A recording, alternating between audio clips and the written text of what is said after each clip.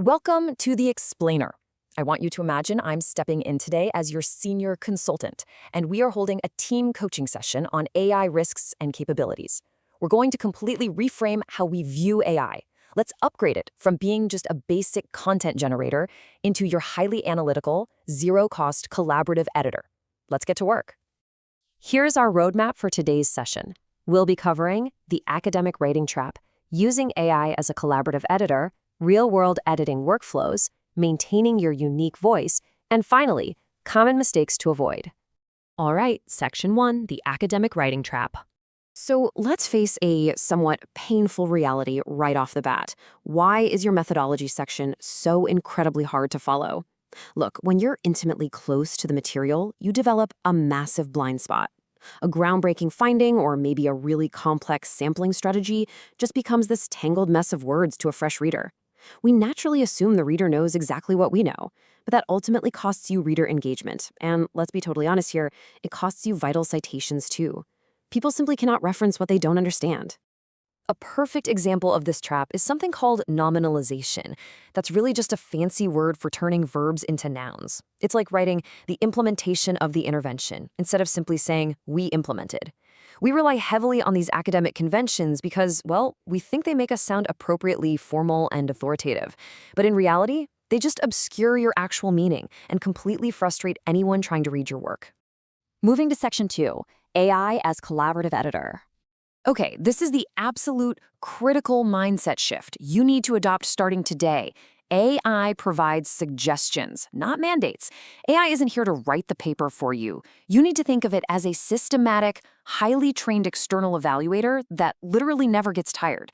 It will tirelessly flag dense jargon in those overly long sentences while you confidently keep both hands on the steering wheel and completely control the final output.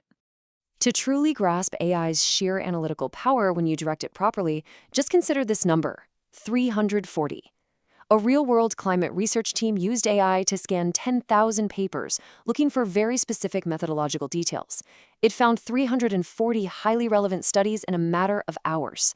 That is a massive, grueling task that would have easily taken a human graduate student an entire semester to get through. That's the kind of incredible leverage we're talking about here. Let's jump into Section 3, real-world editing workflows. Let's look at the contrast. Without AI, untangling a dense methodology section is essentially a frustrating, coffee-fueled process of pure trial and error. You're just constantly rereading your own work, basically guessing where a reader might get confused. But with AI, you use targeted prompts to systematically flag unexplained jargon, point out missing examples, and highlight logical gaps that you are simply too close to see yourself. It completely transforms your editing process from a total guessing game into a precise science. The real secret to this level of efficiency is using a multi-pass workflow. First up, you do an AI clarity analysis pass. This targets those sentence-level issues like the passive voice and unwieldy, bulky structures. Next, you do an AI argumentation analysis pass, which evaluates your logical flow from paragraph to paragraph. And finally, you evaluate and revise. You tackle specific problems sequentially, one single layer at a time, instead of trying to boil the ocean and fix everything all at once. AI is also an absolute game changer for adaptation. It can take your core argument and create variations tuned perfectly for completely different audiences.